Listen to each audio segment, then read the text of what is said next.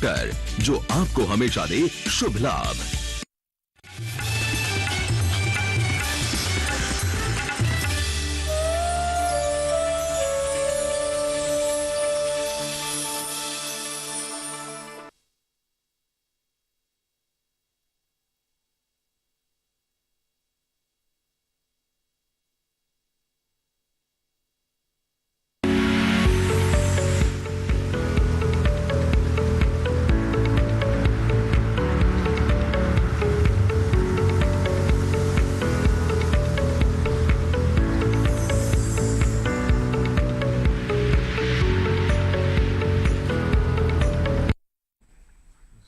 नमस्कार, स्वागत है आपका हेलो किसान में। आपके साथ मैं हूं अंजू सिंह। हेलो किसान एक लाइव फोन इन कार्यक्रम है जहां हम खेती किसानी से संबंधित तमाम विभिन्न विषय आपके लिए लेकर आते हैं। इनके बारे में आपको नई नई जानकारियां तो देते ही हैं, साथ ही हमारा मकसद होता है किसानों की समस्याओं का समाधान देना, वो भी लाइव। तो आज का विषय क्या है जिस पर आज हम आपके सवाल लेंगे और साथ ही हम चर्चा करेंगे विशेषज्ञों से। आइए नजर डालते हैं आज के विषय पर।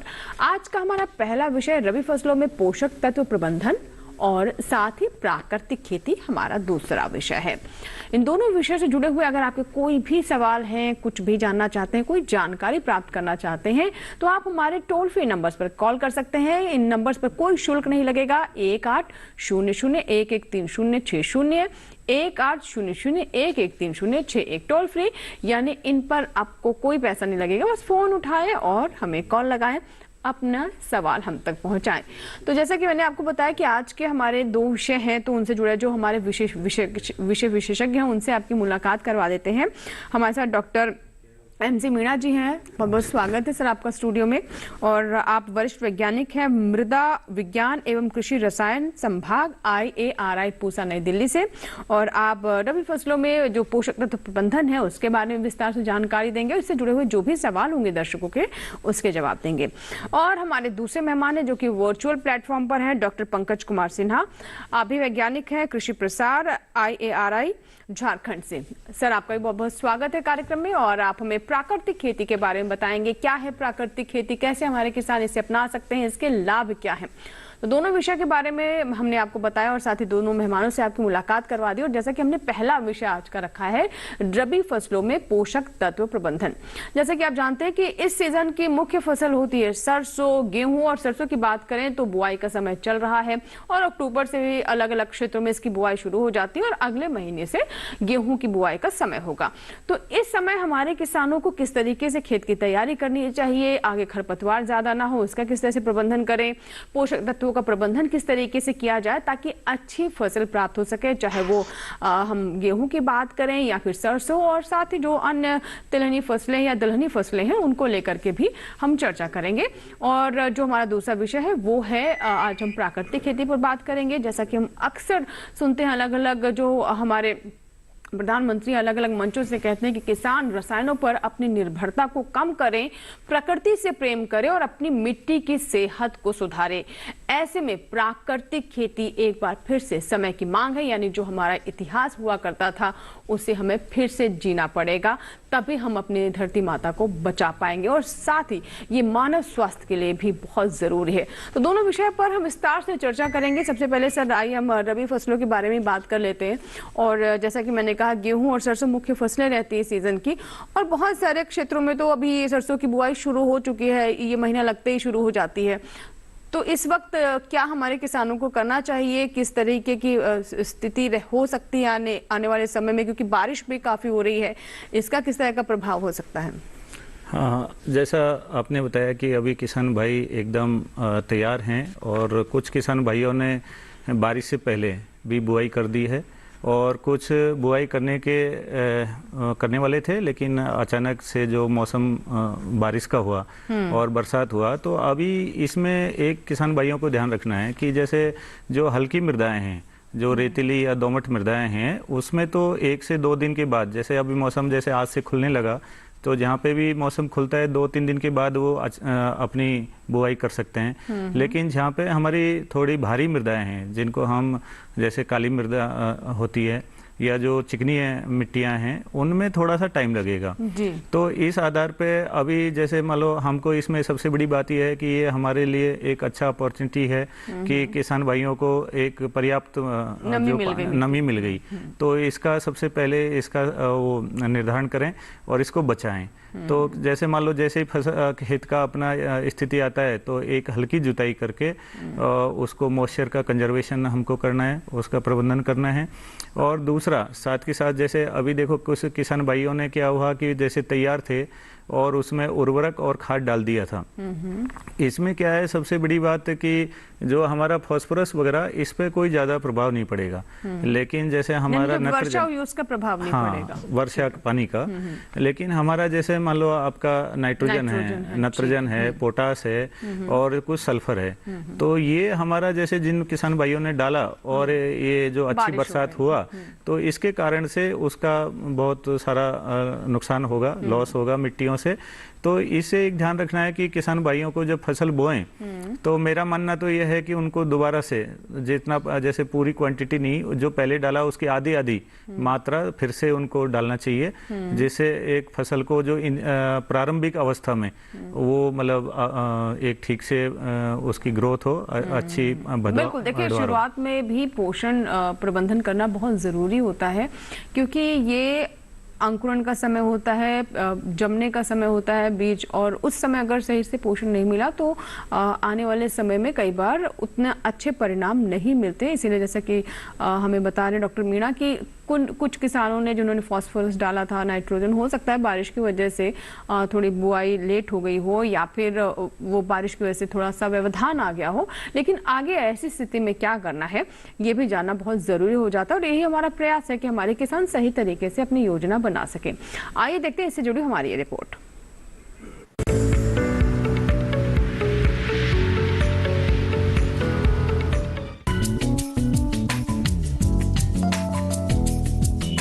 फसलों से अगर भरपूर पैदावार चाहिए तो फसल में जरूरी पोषक तत्वों का बेहद ध्यान रखना होता है। इस समय खेत में रबी फसल में सरसों, चना, मटर, मसूर, गेहूं, शीतकालीन मक्का, शरदकालीन गन्ना की फसलें लगी हुई हैं। फसलों के सही विकास के लिए उन्हें सही मात्रा में पोषक तत्वों की जरूरत होती है। इनकी कमी से या तो पैदावार में असर पड़ता है या उपज की गुणवत्ता में। इसीलिए हर फसल को उसकी जरूरत के हिसाब से पोषक तत्व दिए जाते हैं। पोषक तत्वों को मोटे तौर पर दो हिस्सों में बांटा जा सकता है।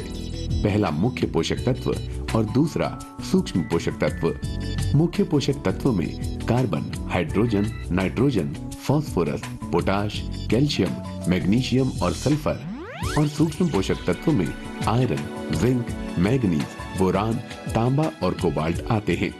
सभी पोषक तत्वों को खाद और उर्वरक द्वारा मिट्टी में डाला जाता है।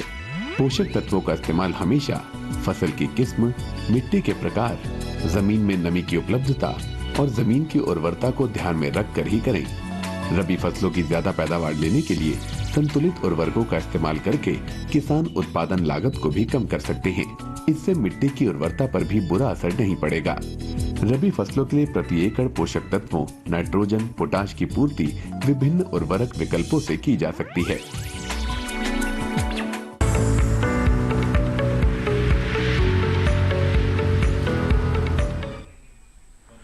और आइए बात करते हैं प्राकृतिक खेती की। जैसा कि आप नाम से ही समझ गए होंगे कि इस मेथड में, इस तरीके में, इस विधि में प्राकृतिक तरीके से खेती की जाती है, रसायनों का इस्तेमाल नहीं किया जाता है। और इसमें जितने भी आपके पास संसाधन हैं जो आपके घर में या आपके खेत में या फिर गांव में मौजूद हैं, उन्हीं संसाधनों को आपको इसमें इस्तेमाल करना होगा, या फिर ये कहें कि इसमें कम से कम संसाधन या इसमें लागत आती है और इसीलिए इसे हम प्राकृतिक खेती भी कहते हैं। सब आइए बात करते हैं डॉक्टर पंकज से। डॉक्टर पंकज, अब सबसे पहले तो हम यही समझे, क्योंकि बहुत सारे किसान कहते हैं कि हम तो जैविक खेती के बारे में अभी तक बात कर रहे थे कि जैविक खेती में रसायन इस्तेमाल करना, प्राकृतिक खेती, जैविक खेती को लेकर कई सवाल भी उठ रहे हैं उनके मन में कि कैसे ये अलग है और इसे हम कहते हैं कि शून्य लागत खेती है, तो ऐसे कैसे संभव हो पाएगा? ये भी कई बार किसानों को समझने में देर लगती है कि कैसे किसी खेती की हम कल्पना कर सकते हैं जिसमें लागत ही ना आए। सबसे पहले तो प्राकृतिक खेती के बारे में और जो कार्बनिक खेती के बारे में आपने जो बताया ऑर्गेनिक फार्मिंग, उसके लिए सबसे अच्छा एग्जांपल मैं दूंगा कि प्राकृतिक खेती में हम लोग कोशिश करते हैं किसान भाई बाहर से कोई चीज खेत में ना डाला जाए, कम से कम मात्रा में डाला जाए। जैसे हम ऑर्गेनिक खेती में जब भी अगर हमें नाइट्रोजन की रिक्वायरमेंट होती है या फास्फोरस की रिक्वायरमेंट होती है या पोटास की रिक्वायरमेंट होती है मृदा में, उसको हम लोग ऑर्गेनिक फर्टिलाइजर जो कार्बनिक फर्टिलाइजर जैसे केचुआ खाद, वर्मी कंपोस्ट, एक्वाइल, ये सब जो उससे हम लोग उसमें डालते हैं, जैसे फार्म मैन्योर हो गया, उससे हम लोग ऑर्गेनिक विधि से कार्बन, नाइट्रोजन, फास्फोरस और पोटेशियम को हम लोग डालते हैं। तो उससे स्वास्थ्य तो मृदा का बढ़ता है, लेकिन हम प्राकृतिक खेती में हम लोग कहते हैं कि आप मृदा में जो उपलब्ध सूक्ष्म जीव होते हैं जो कि वातावरण में उपलब्ध नाइट्रोजन, फास्फोरस और पोटास को मृदा में प्लांट को, पौधों को उपलब्ध कराने की क्षमता रखते हैं, हम उसको बढ़ावा देते हैं प्राकृतिक खेती में। उसको बढ़ाने के लिए हम लोग जीवामृत हो गया या घन, मतलब एक तरीके से उन्हें जो आप जीवांश कह रहे हैं, चाहे वो जीवांश की बात करें तो उनको एक तरीके से हम कह सकते हैं कि उन्हें एक्टिवेट करने का प्रयास किया जाता है, और वो भी जो भी मिट्टी के अंदर जो भी पोषक तत्व हैं उन्हें और कैसे बेहतर तरीके से जो फसल है उसमें इस्तेमाल की जा सके, इसके लिए जैसे आप बताएं जीवामृत, बीजामृत, ऐसे तमाम तरह के ये एक तरीके से कहें से घोल होते हैं जिनका इस्तेमाल हमारे किसान कर सकते हैं। तो चलिए और विस्तार से इसके बारे में हम जानेंगे, लेकिन पहले एक रिपोर्ट देख लेते हैं।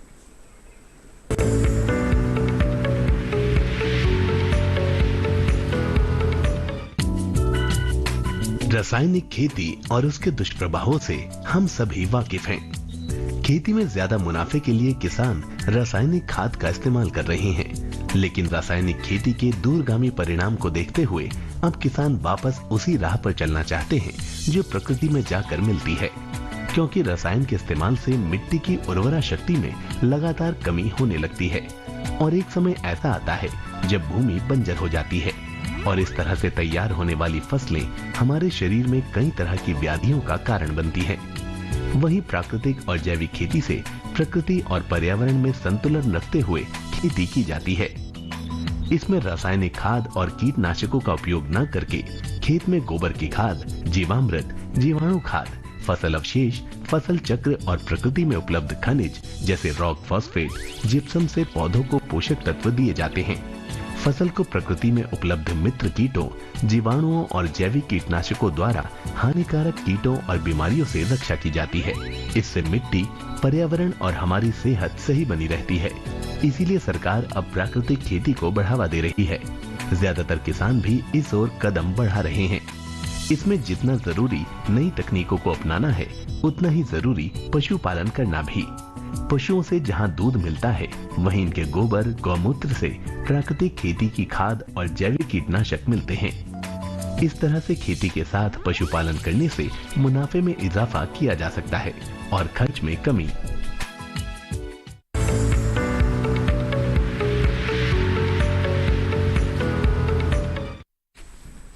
तो बिल्कुल अभी आपने रिपोर्ट देखी जिसमें हमने आपको बताया कि इसमें देसी गाय का बहुत महत्व है, और हम अगर ये कहें कि देसी गाय प्राकृतिक खेती की एक तरीके से रीढ़ है तो शायद गलत नहीं होगा, क्योंकि उसका गोबर, उसका जो मूत्र होता है उसको हम अलग अलग तरीके से अपनी फसलों में इस्तेमाल करते हैं, चाहे वो कीटनाशक की बात हो या फिर पोषक तत्वों की। इसीलिए प्राकृतिक खेती की अगर हम कल्पना कर रहे हैं तो ऐसे में देसी गाय को पालना जरूरी है, देसी गाय को रखना बहुत जरूरी है।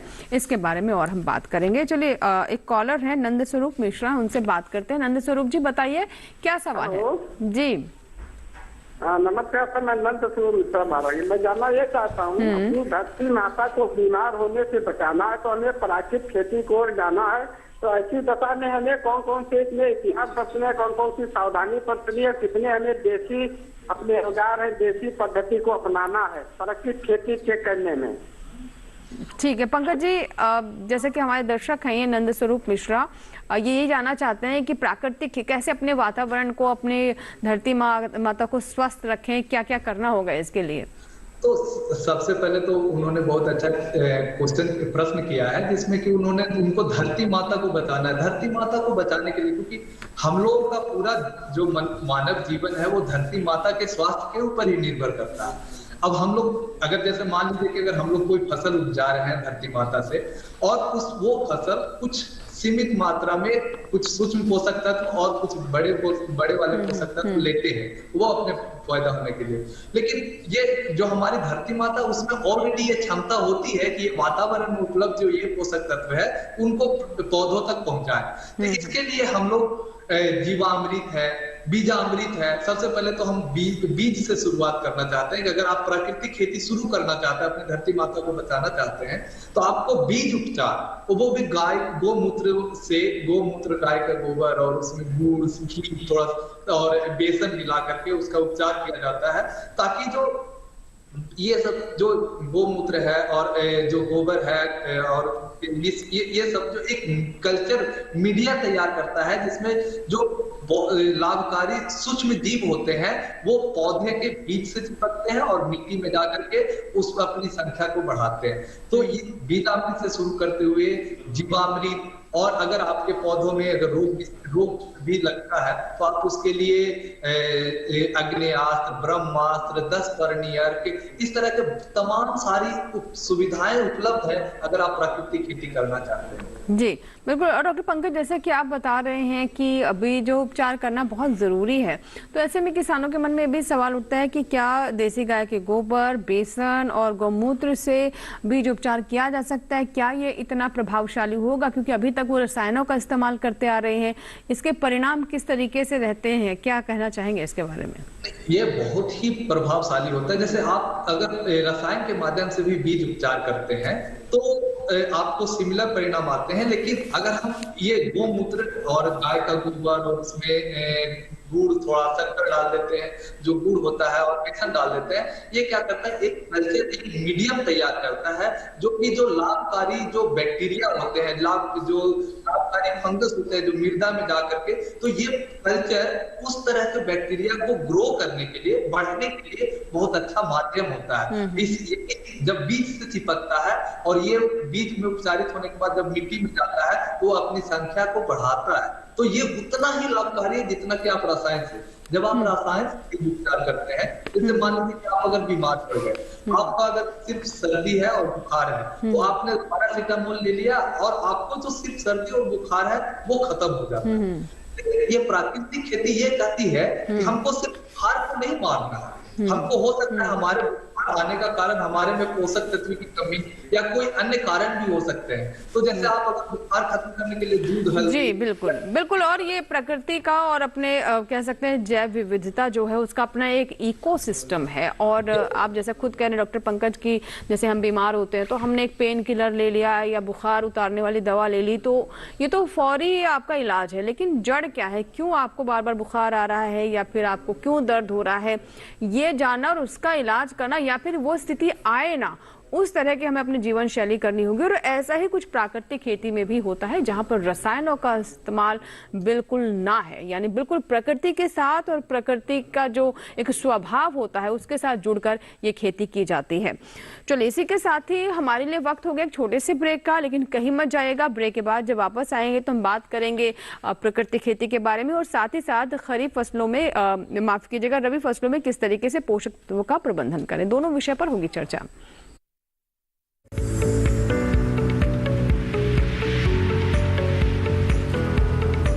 अरे भाई, सुना नहीं क्या? केसीसी ने किसानों का जिंदगी बदल दिया है। देश के छोटे किसान 1,60,000 रुपए तक का कर्ज बिना किसी गारंटी को ले पाएंगे। ब्याज खोरों से भी पीछा छुटा। मैं तो जैविक खेती का पूरा सामान मंगा लिया, केसीसी का भी कोई दबाव नहीं है। ब्याज चुकाने के लिए पूरा 1 साल मिलता है। समय पर भुगतान करने पर केवल 4% के सालाना ब्याज पे लोन मिल गया मुझे। अपना आधार कार्ड, लेटेस्ट फोटो और जमीन के कागजात लेके अप्लाई करो बस। और नामांकन भरने के लिए जेब भी ढीली नहीं करनी पड़ी।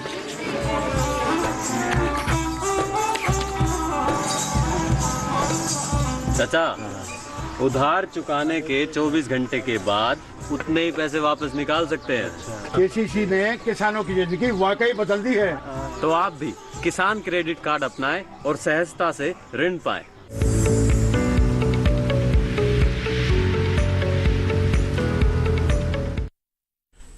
ब्रेक के बाद एक बार फिर आपका स्वागत है। आज हम बात कर रहे हैं रबी फसलों में पोषक तत्व प्रबंधन की और साथ ही प्राकृतिक खेती पर।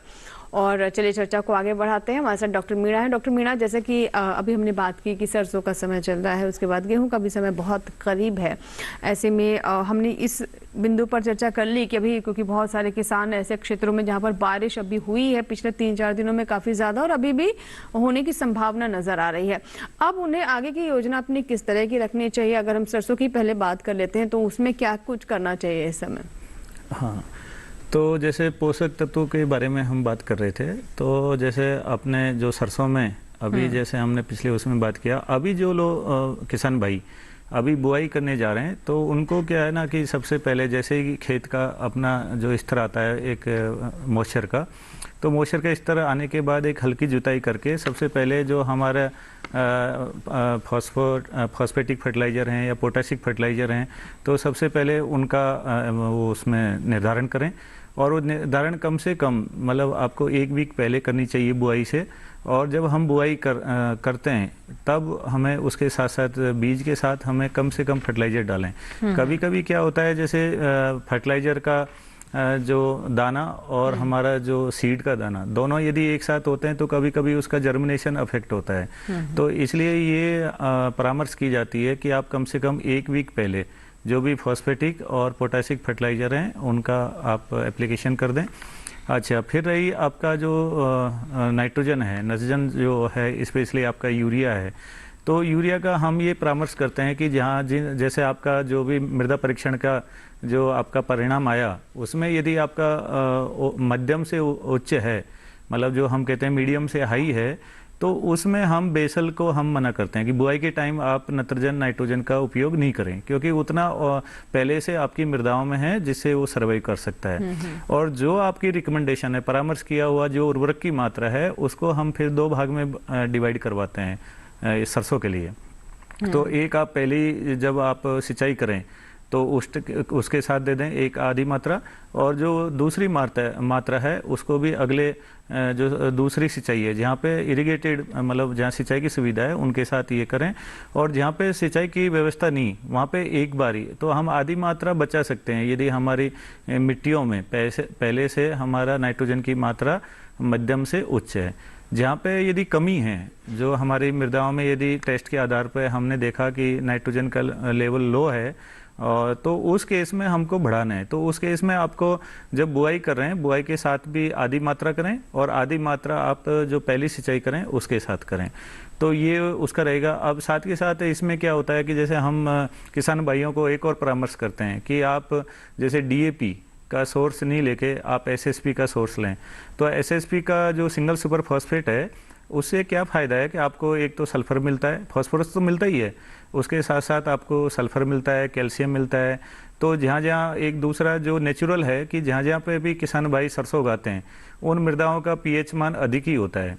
तो ये जो हमारा सल्फर कंटेनिंग जो फर्टिलाइज़र है, जो SSP है या आप जिप्सम है, तो इनका उपयोग करते हैं तो इससे क्या होता है आपका pH मान भी लोअर होता है। और जैसे pH मान जैसे अधिक से कम की ओर आता है तो हमारे जो बहुत सारे सूक्ष्म पोषक तत्व हैं या हमारे स्पेशली फास्फोरस है, पोटास है, इनकी भी उपलब्धता बढ़ती है। ठीक है सर।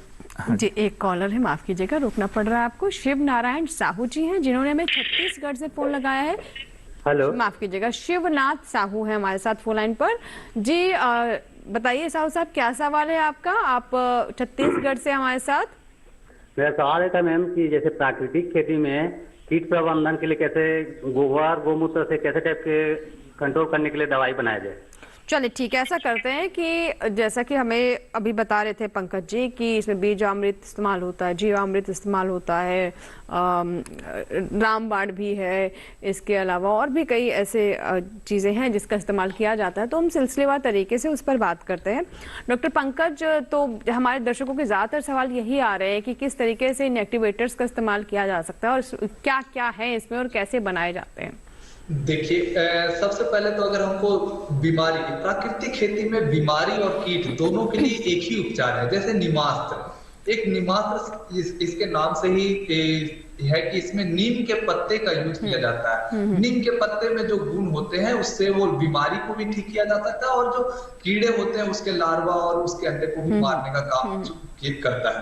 तो इसको बनाने की विधि है कि अगर आप 200 लीटर पानी ले लें और 2 किलो गोबर और 10 लीटर गोमूत्र में 10 किलो नीम के पत्ते का बारीक पेस्ट जो हम आटा जैसे गूंथते उस तरह का अगर हम लोग कर लेते हैं और इसको एक सबसे पहले 200 लीटर पानी में 10 लीटर गोमूत्र डालना पड़ता है, फिर 2 केजी स्थानीय गोबर डाल दीजिए और 10 किलो नीम के पत्ते का बारीक पेस्ट बना करके उसमें मिला दीजिए और फिर इसको छड़ी की सहायता से आप इसको घड़ी की दिशा में, जिस तरह से घड़ी घूमती है उसकी दिशा में एक ही तरफ से घुमाना है, दोनों तरफ से नहीं घुमाना है। एक्चुअली क्या होता है कि जब घुमाते हैं तो ऊपर का पानी नीचे जाता है और नीचे का पानी ऊपर जाता है, तो सामान्य रूप से ये जो बैक्टीरिया जो केमिकल कंपोजिशन है नीम का वो सभी पानी में उपलब्ध हो जाता है। इस तरह से हम इसको मात्र 3 से 48 से 60 घंटे के बीच में रखने के बाद इसको आप महीन कपड़े से छान लीजिए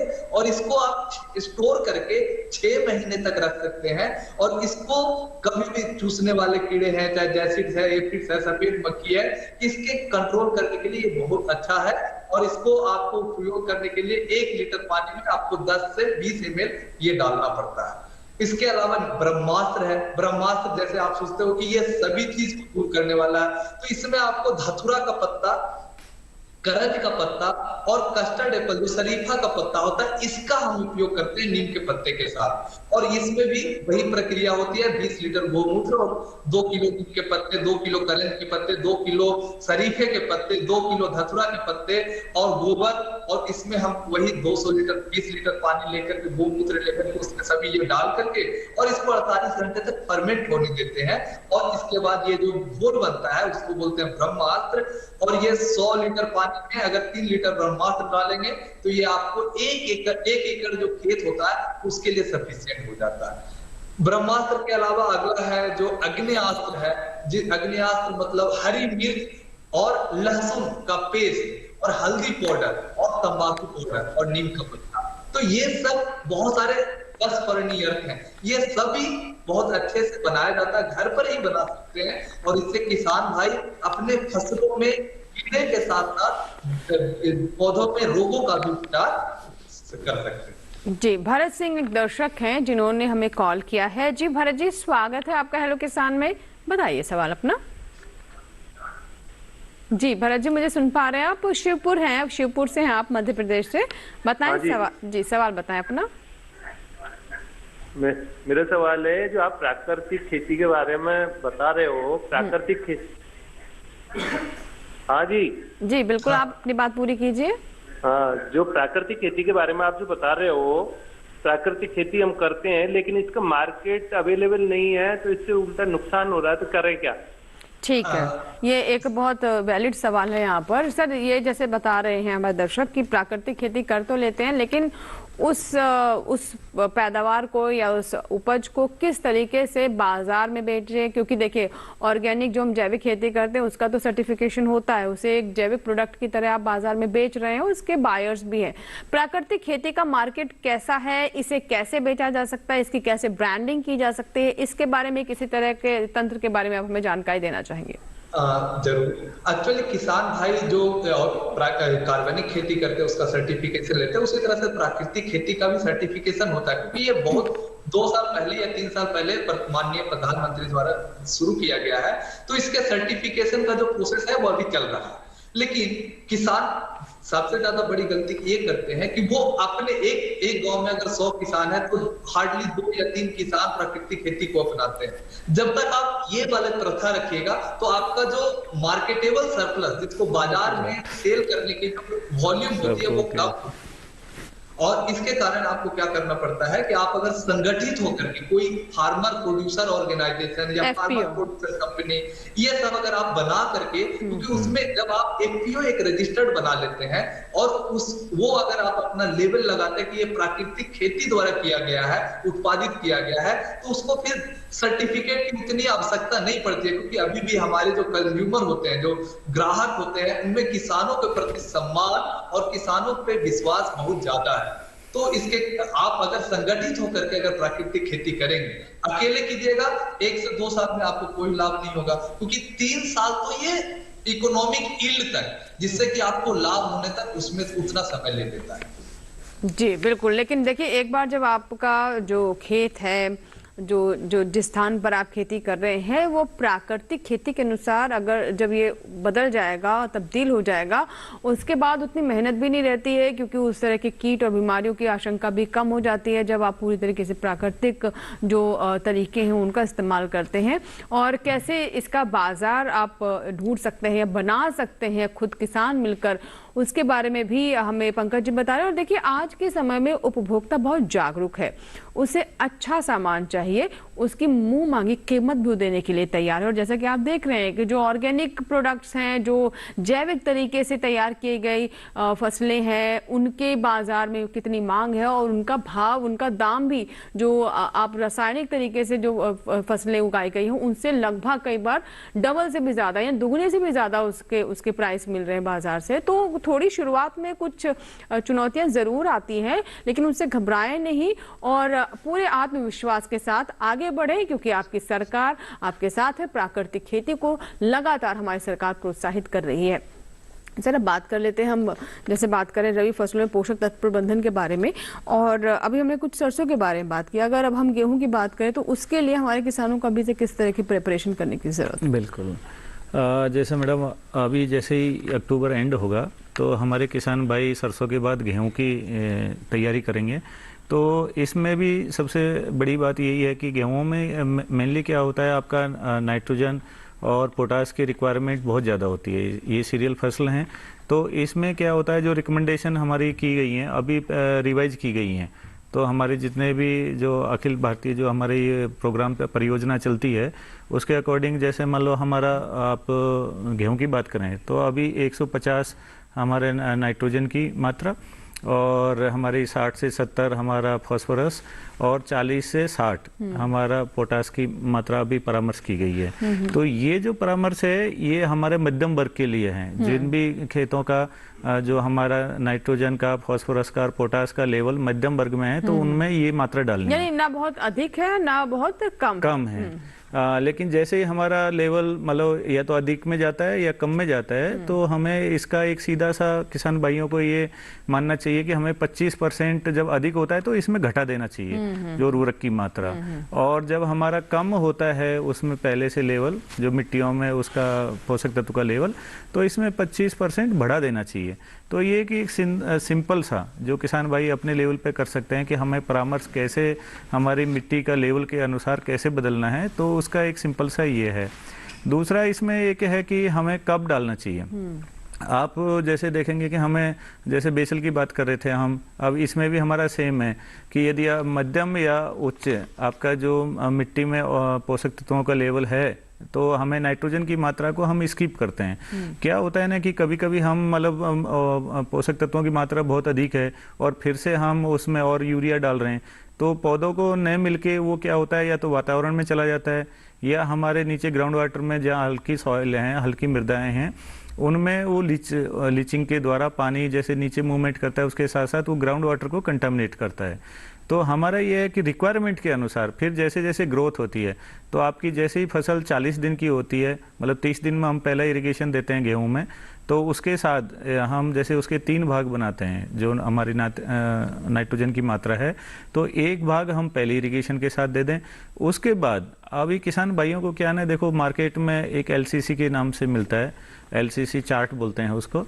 तो उसमें क्या है, पट्टी है, उसमें सिंपल मतलब डार्कनेस दी होती है कलर की, जैसे हरा। तो उसमें क्या होता है, किसान भाई अपना जो पत्ती है जो अभी रिसेंट मैच्योर हुआ है उसको लेके उससे कलर उसका मैच कर सकता है कि वो जैसे 5 लेवल में है या 4.5 पे है, तो उसे अंदाजा हो जाएगा, अंदाजा होता है कि नाइट्रोजन का लेवल उसमें कितना उसकी कितनी मात्रा चाहिए। तो जैसे हम बताते हैं कि जैसे 5 या 5 से अधिक है, इसका मतलब नाइट्रोजन की उस पौधों में पर्याप्त है, मतलब उसको बहुत कम मात्रा में आवश्यकता है बाहर से यूरिया डालने की। तो इससे क्या होता है ना, जैसे हम ऐसे असेसमेंट उसकी डार्कनेस जो ग्रीन के आधार पे यदि हम नाइट्रोजन का प्रयोग करें और उसका मैनेजमेंट करें तो हम बहुत सारा अपना जो यूरिया फर्टिलाइजर है उसको बचा सकते हैं।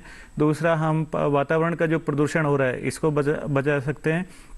इससे ये पाया गया है, हम जैसे रिपोर्ट के आधार पर बताएं, किसान भाइयों का भी ये हमें फीडबैक मिलता है कि साहब हम 25 से 40% तक यूरिया की हमने बचत की इससे, और उसमें उपज पे कोई उनको घाटा नहीं होता है। बिल्कुल, बिल्कुल। जितना आप जैसे बैग के आधार पे डालते हो, यदि आप थोड़ा सा टेक्निकली चलें तो उससे आप बहुत कुछ चीजें बचा भी सकते हो और अपनी उपज भी अधिक ले सकते हैं। जी बिल्कुल। और देखिए, अगर आपने लागत कम कर ली तो वैसे ही जो लाभ है वो बढ़ जाएगा, और मकसद भी यही है कि कम लागत में ज्यादा उपज हो। और कम लागत कैसे होगी, इन्हीं सब बातों का ध्यान रखते हुए आप जो इस्तेमाल होने वाले पोषक तत्व हैं या फिर जो भी कीटनाशक वगैरह इस्तेमाल करते हैं, सही तरीका और सही समय सही मात्रा का इस्तेमाल करना बहुत जरूरी है। उसी के बारे में हमारे जो एक्सपर्ट हैं डॉक्टर मीणा आपको जानकारी दे रहे हैं। फिलहाल वक्त है एक छोटे से ब्रेक का, कहीं मत जाइएगा, देखते रहें हेलो किसान।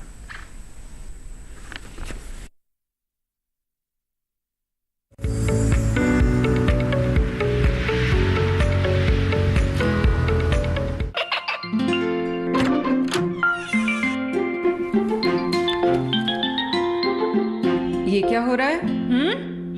काशवी, इतने कम मार्क्स? काशू बेटा पढ़ा करो, पढ़ोगी नहीं तो आगे कैसे बढ़ोगी? मम्मा मैं भी तो आपसे यही कहना चाहती हूँ, पढ़ा करो। आप पढ़ोगे नहीं तो आगे कैसे बढ़ोगे? मतलब? वो देखो, सिर्फ बैक पर छपा ऑर्गेनिक नहीं, ऑर्गेनिक का निशान पहचानिए। पीजीएस ऑर्गेनिक का ये लोगो उन किसानों की पहचान है जो आज भी परंपरागत विधि से रसायन मुक्त खेती कर आपके लिए शुद्ध फसल उपजा रहे हैं।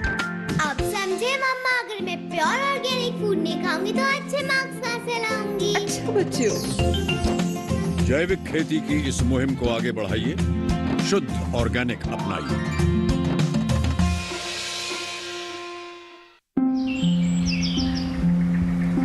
अरे अरे अरे क्या कर रहा है? इधर इधर इधर, हम बोल रहे हैं तेरे बीजू का पुतला बोल रहा है। हाँ, पक्षियों से तो हम खेत को बचा लेते हैं, पर इन घातक रसायनों से कैसे बचाएं? मतलब? देख बेटा, तू जो ये अंधाधुंध रसायन मिलाता है ना, मिट्टी की सेहत बिगड़ने लगी है, और जब माटी ही कमजोर पड़ जाएगी तो उपज कैसे सेहतमंद होगी? अरे पहले ऐसा नहीं था, पूछना अपने बड़े बुजुर्गों से, कैसे फसल लहलहाती थी, शुद्धता झलकती थी। हाँ, माटी भी तंदुरुस्त और लोग भी। अब पहली वाली बात कहाँ?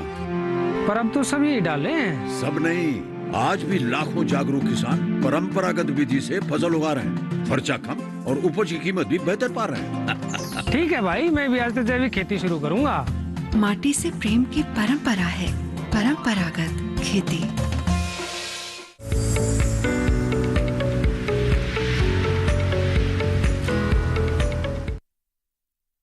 ब्रेक के बाद एक बार फिर आपका स्वागत है। आप देख रहे हैं हेलो किसान, और आज हम बात कर रहे हैं रबी फसलों में पोषक तत्व प्रबंधन की और साथ ही प्राकृतिक खेती पर।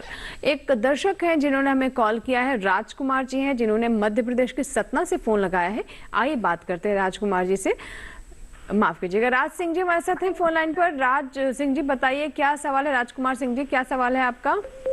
जी जी मैडम, जय किसान। आप सभी को धन्यवाद कि आप लोगों ने मेरा नंबर ऐड किया इसमें। जी, हमारा मकसद ये होता है कि जो भी हमें कॉल करें हम उनके सवाल जरूर लें। जी जी मैडम, मेरा ये सवाल था जी, प्राकृतिक खेती का जो बढ़ावा दे रही सरकारें भी दे रही हैं और जनप्रतिनिधि लोग भी इसका महत्व दे रहे हैं, अच्छी बात है जी। मैं पिछले वर्ष प्राकृतिक खेती का सोचा था, तो चना मसूर बोया था। उसमें सबसे पहले खेत में मैं गोबर की खाद डाला था 2-3 ट्राली, और उसके बाद बढ़िया सा जोतनी वोतनी करने के बाद फिर वो आया था। लोग खेत का वो जो पेड़ बढ़वार तो अच्छा किया था मैडम, लेकिन उसमें फल नहीं आए थे, वो दाने बराबर नहीं बैठे थे। पेड़ बहुत बड़ा हो गया था और चना मसूर दोनों का ये कंडीशन था, उत्पादन नहीं हुआ था उसमें। तो उसके लिए ये कि क्या किया जाए कि उत्पादन भी हो। पेड़ तो ठीक है किया था, उत्पादन नहीं हुआ था। अच्छा ठीक है, हम बात करते हैं डॉक्टर पंकज से। डॉक्टर पंकज, जैसे कि हमारे दर्शक हैं ये बता रहे हैं कि उन्होंने किसी भी रसायन का इस्तेमाल नहीं किया, सड़ी हुई गोबर की जो खाद है उसी को ही इस्तेमाल किया था उन्होंने, लेकिन उस तरीके से दाने नहीं बने पेड़ों के। जी, तो उसके लिए एक्चुअली अगर बीच बीच में इनको जो भी मैंने बताया था, जैसे ये सिर्फ गाय का गोबर डालने से प्राकृतिक खेती नहीं हो जाती। आपको अगर प्राकृतिक खेती करनी है तो बीजामृत से लेकर के जीवामृत का प्रयोग, उसके अलावा आपको ये निमास्त्र, ब्रह्मास्त्र, और ये सब सिर्फ बीमारी और कीट भगाने के लिए नहीं है, ये सूक्ष्म पोषक तत्व तथा ये जो पौधों के ग्रोथ के लिए जो हार्मोन्स की जो जरूरत। डॉक्टर पंकज, मैं जैसे हमारे दर्शक थे, इनका जो सवाल था सीधा सीधा सवाल यही था कि पेड़ों की बढ़वार पौधों की अच्छी हुई लेकिन दाने नहीं बने, तो इसमें इन्हें क्या इस्तेमाल करना चाहिए? तो इसी के लिए मैं बता रहा हूं कि आपको अगर पौधे में अगर दाने सेट करने हैं तो आप, उन्होंने जैसा कि बताया कि सिर्फ गोबर डाल करके और उसके बाद आगे उन्होंने प्राकृतिक खेती की, लेकिन उसके बाद जो इन बिटवीन जो आप जो फसल के बीच में आप अगर 10 परनियर या निमास्त्र या ब्रह्मास्त्र ये सब अगर प्रयोग नहीं करेंगे, ये सिर्फ बीमारी और कीड़ा नहीं भगाता, ये आपको पौधों में जो ग्रोथ हार्मोन्स जिसको बोलते हैं कि पौधों के फल लगने के लिए जो जो हार्मोन्स होता है उसको भी स्टिमुलेट करता है। तो प्राकृतिक खेती हमेशा ये, मैंने इसीलिए शुरू में ही बताया था कि ये पूरे पौधे के स्वास्थ्य, मिट्टी के स्वास्थ्य और मनुष्य के स्वास्थ्य तीनों को एक साथ रख लक्ष्य लेकर के चलता है। तो इन्हें अभी आप जैसे बता रहे हैं निमास्त्र ब्रह्मास्त्र की भी बात की आपने, तो जीवामृत भी, जीवामृत, तो जीवामृत इन्हें इस्तेमाल करना चाहिए। एक बार विधि बता दे उसकी फिर से। हाँ, जीवामृत की मैं विधि बता देता हूँ आपको। जीवामृत बनाने के लिए आपको गाय का गोबर जो लेना होता है, ये जीवामृत आपको 200 लीटर पानी में 10 किलो ताजा गोबर, 5 से 10 लीटर गोमूत्र, 50 ग्राम चूना, 2 किलो गुड़, 2 किलो आटा, 1 किलो दूषित मिट्टी, मतलब जो कोई पेड़ के नीचे की जो मिट्टी है जिसमें कि बहुत सारे बैक्टीरिया और ग्रो करते रहते हैं वो, और 200 लीटर, ये सब 200 लीटर पानी में डाल करके और इसको घड़ी की दिशा में एक ही दिशा में चलाना चाहिए 48 घंटे के लिए। फर्मेंटेशन जिसको किण्वन बोलते हैं, सड़ने के लिए इस छोड़ देना चाहिए। डेली सुबह शाम डंडे से 2 बार चलाना चाहिए। यह प्रक्रिया 5 से 7 दिन तक रखने के बाद जो घोल तैयार हो जाता है, इसको आप अगर जो सिंचाई वाली पानी है उसमें भी मिला करके आप इसको दे सकते हैं,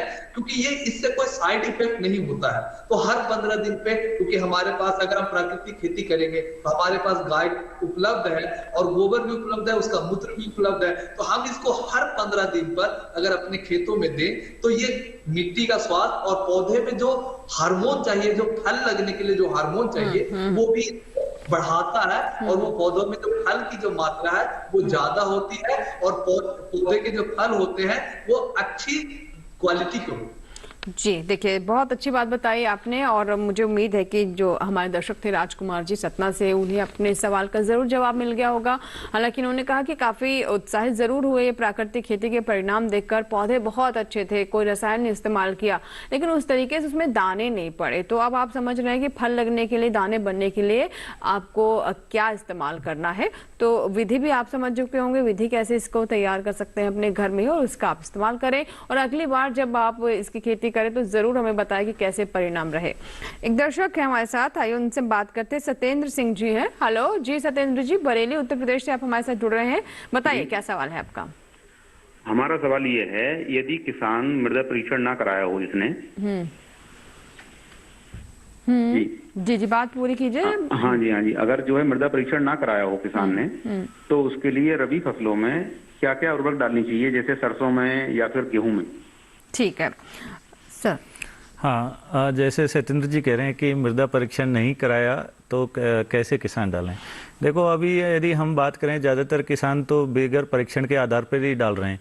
तो ये क्या करते हैं, लेकिन वो देखो हम उसको मतलब परामर्श नहीं करेंगे। क्यों नहीं करेंगे? क्योंकि कभी कभी मिट्टियों में पोषक तत्व की मात्रा कम भी हो सकती है, अधिक भी हो सकती है। तो एक बार आप जांच कराएंगे, उसके साथ साथ उसकी प्रकृति कैसी है मिट्टी की। कभी क्या होता है, क्षारीय होती है या आपकी नॉर्मल भी हो सकती है, या लवणीय हो गई, या कभी आपका जैसे अम्लीय हो गई।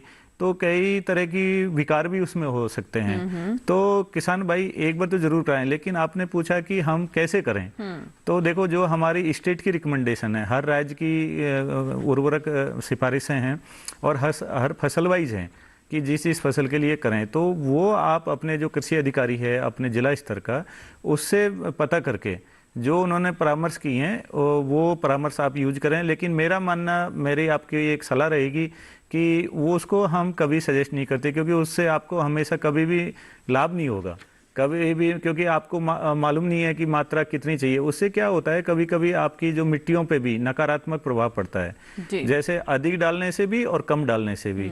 जब यदि आप उर्वरक, किसान भाई बिगर मृदा परीक्षण के उर्वरक प्रयोग करते हैं और उसकी मात्रा सपोज हमको अधिक मात्रा में चाहिए और हमने कम डाला, तो इससे क्या होता है, हमारी मिट्टियों के ऊपर उसका बहुत प्रेशर आता है। क्योंकि प्लांट तो अपनी रिक्वायरमेंट पूरी करता है और उससे करता है, तो मिट्टियों में जो हमारा रिजर्व है, जो हमारा पोषक तत्वों का रिजर्व है, वो धीरे धीरे खत्म होता है। जी। और जब वो एक खत्म होता है, जैसे हमारा पोटास की हम बात करें, बहुत सारे राज्य आज भी ऐसे हैं जहाँ पे पोटास की परामर्श नहीं है। तो उससे क्या होता है ना, मिट्टियों की हेल्थ खराब होती है। कि देखिए आप मिट्टी की जांच करवा लें, इसमें कोई किसी तरह की समस्या नहीं होती है, बहुत आसानी से हो जाती है। लगातार लैब्स भी बढ़ाए जा रहे हैं और आपके सामने भी बिल्कुल साफ तस्वीर होगी कि आपको अपनी मिट्टी में कौन से पोषक तत्वों का इस्तेमाल करना है, किनका नहीं करना है। तो जो सुविधा है उसका जरूर आप लाभ उठाएं। विपिन है हमारे साथ दर्शक सागर से, आइए बात करते हैं। विपिन जी बताइए क्या सवाल है, आप तो सागर से जुड़ रहे हैं, मध्य प्रदेश से, अपना प्रश्न बताइए।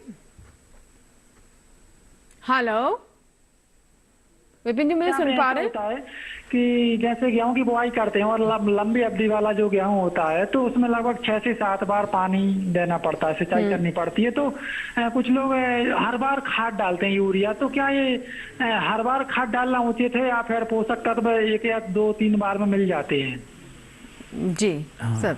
तो विपिन जी बिल्कुल सही कहा आपने। एक्चुअली क्या ना, जैसे हम अभी जो चर्चा कर रहे थे तो उसी टाइम हम बता रहे थे कि जैसे मृदा जो हमारा पौधा है, पौधे की जो हरापन कितना है। जैसे कभी कभी आपको लगता है कि यदि आपका पौधों का जो रंग है वो हल्का पीला हो रहा है, तो वो एक इंडिकेट करता है कि आपको जो है अपना नाइट्रोजन उर्वरक की आवश्यकता है। यदि कभी कभी आपका बहुत डार्क है कलर, जैसे मैंने बताया आपको आसानी से मार्केट में एक लीफ कलर चार्ट मिलता है, यदि वो भी नहीं ले सकते तो आप एक आपके अनुभव के आधार पे आप कह सकते हैं कि हमारी पौधों का कलर एकदम सही है। तो जब आपको एकदम हरा डार्क कलर दिख रहा है, आप नहीं डालें नत्रजन, क्योंकि इससे डालने से फिर वो क्या है ना, पौधों की रिक्वायरमेंट ऑलरेडी पूरी हो रखी है और जो डालोगे वो आपका पॉल्यूशन ही करेगा। या तो आपके ग्राउंड वाटर को, जो नीचे का हमारा पानी है, उसको पॉल्यूट करेगा या वातावरण को करेगा। तो इसलिए ऐसा नहीं है कि हर पानी के साथ, हाँ आप पानी के साथ डाल रहे हैं तो एक कम मात्रा ले सकते हैं, लेकिन ऐसा नहीं कि आप बहुत ज्यादा जैसे 1 बैग 2 बैग डाल रहे हो, ये ठीक नहीं है। जी चलिए, इसी के साथ ही हमारे लिए वक्त है एक और छोटे से ब्रेक का। कहीं मत जाइएगा, कुछ सवाल हमारे पास फेसबुक से आए हैं, कुछ ईमेल से आए हैं, उन सवालों के भी हम जवाब लेंगे। बने रहे हेलो किसान के साथ।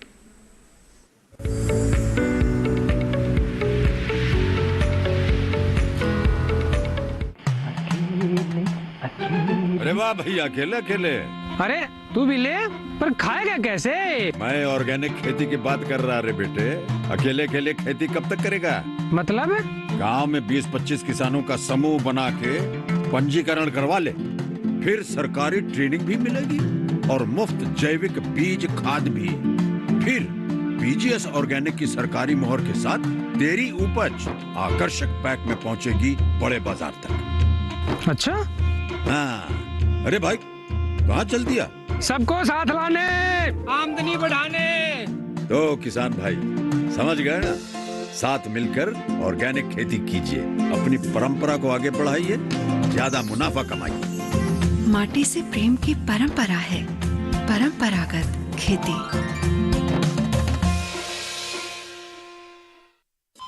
अरे सुन तो। मुझे क्या सुनाना चाहते हो? जो सुनाओ मेरी सौतन को। किसको? अरे वही तुम्हारा मोबाइल फोन जिससे सुबह शाम दिन रात चिपके रहते थे और कहते थे किसान कॉल सेंटर से बातें हो रही हैं। अच्छा ये बात है। हाँ क्यों, क्या हुआ? अब बात नहीं होती क्या? अब तो झट से बात हो जाती है। ऐसा क्या? हाँ, अब तो ज्यादा लाइनें और खास तकनीक के कारण खेती के माहिरों से तुरंत बात हो जाती है। और अगर कभी लाइन व्यस्त हो तो अपनी समस्या फोन पर रिकॉर्ड करा दो, वहाँ से फोन आ जाता है और समस्या की हल का मैसेज भी आ जाता है। ये देखो आ गया।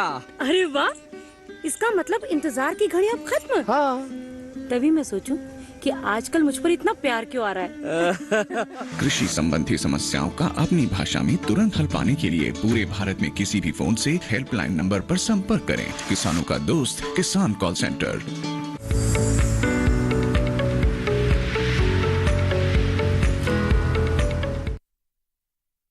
और आइए अब कुछ सवाल लेते हैं। सुमन यादव हैं जिन्होंने फेसबुक से हमें ये सवाल भेजा है, प्राकृतिक खेती की ट्रेनिंग कहाँ से मिलेगी? डॉक्टर पंकज सुमन है ये हमारे दर्शक, और ये जानना चाहते हैं कि प्राकृतिक खेती वो करना चाहती हैं लेकिन इसकी ट्रेनिंग वो कहाँ से ले? आजकल ये ट्रेनिंग जो प्रशिक्षण है ये कृषि विज्ञान केंद्र करा रहा है। भारतीय कृषि अनुसंधान परिषद के अंतर्गत आने वाले सभी संस्थान अभी धीरे धीरे प्राकृतिक खेती की प्रशिक्षण की व्यवस्था कर रखी है और वो वहां से भी सकते हैं।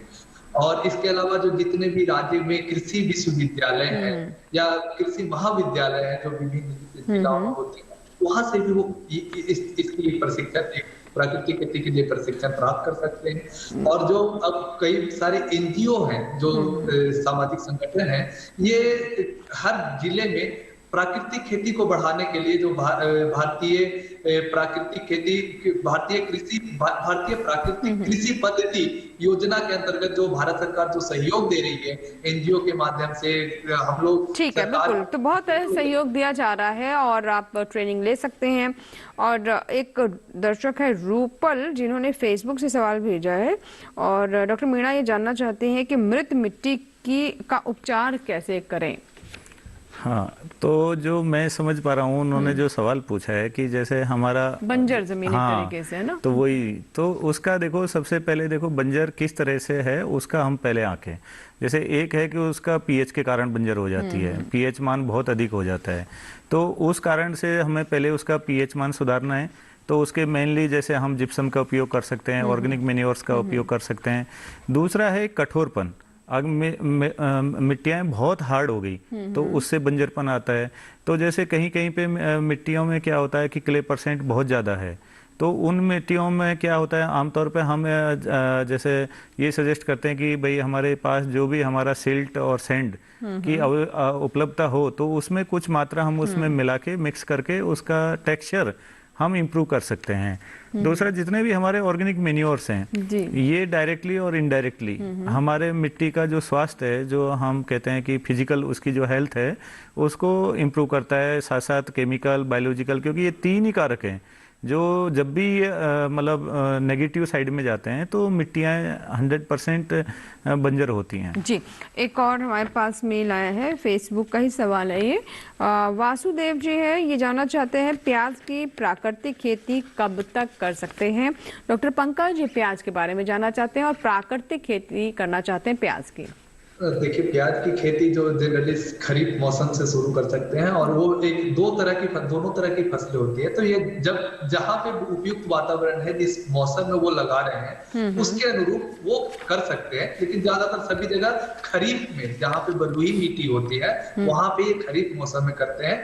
मैक्सिमम आप जुलाई से अगस्त तक आपको इसको लगा देना होता है और उसके बाद आपको ये निकलता है। लेकिन प्राकृतिक खेती करने से पहले आपको इसमें कहा जाता है कि मिट्टी की जुताई कम से कम होनी चाहिए, डिस्टर्बेंस कम से कम होनी चाहिए। और उसमें बहुत सारी जो पद्धति मैंने आप इससे पहले भी बताया है, बीजामृत से लेकर के वापसा तक का प्रयोग करना पड़ता है, तभी आप प्राकृतिक रूप से आप प्याज की खेती वहां कर पाएंगे।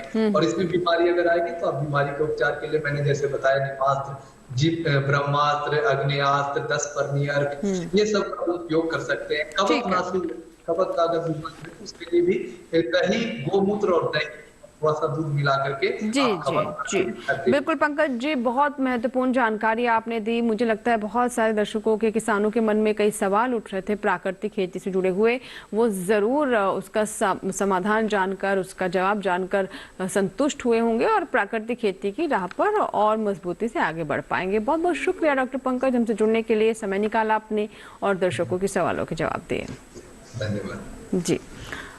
अब सर आपसे जान लेते हैं कि जो हम देख रहे हैं कई जो हमारे किसान हैं जिनके पास डीएपी की उपलब्धता नहीं है, तो उनके पास इसका अल्टरनेटिव क्या है, इसकी जगह पर क्या इस्तेमाल कर सकते हैं वो? हाँ, देखो किसान भाइयों का एक दूसरा जो फर्टिलाइजर है हमारा, जिसको सिंगल सुपर फॉस्फेट कहते हैं, तो इसका मैं तो ये कहता हूँ कि जैसे हम बात भी कर रहे थे अभी, जो भी हमारी तिलहनी और दलहनी फसलें हैं उसमें आप डीएपी का कभी उपयोग नहीं करें, हमेशा आप एसएसपी का उपयोग करें, क्योंकि इसमें सल्फर और जो कैल्शियम होता है वो डायरेक्ट इसमें बेनिफिट करता है। तो बेनिफिट जैसे मान लो हम तिलहनी फसलों की बात करें तो वो उसमें तेल की मात्रा को बढ़ाता है और आपका जो दाना है वो भी आकार में बड़ा होता है, हेल्दी होता है, चमकदार होता है। ये सब उसके गुण हैं जिससे मार्केट में भी उसको एक अच्छी उसकी लागत लगने के बाद जो उसका प्रोड्यूस मिलता है मार्केट में वो अच्छा मिलता है।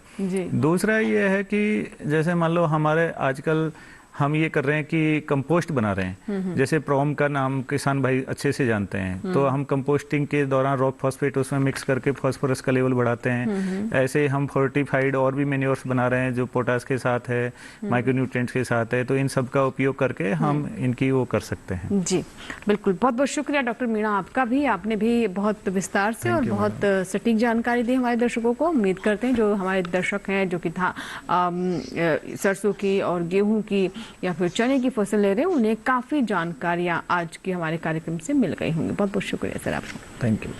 और इसी के साथ ही हेलो किसान में आइए जानते हैं हमारा अगला विषय क्या है, यानी कल के अंक का विषय क्या है, जिस पर कल हम चर्चा करेंगे और विषय विशेषज्ञों से बात करेंगे।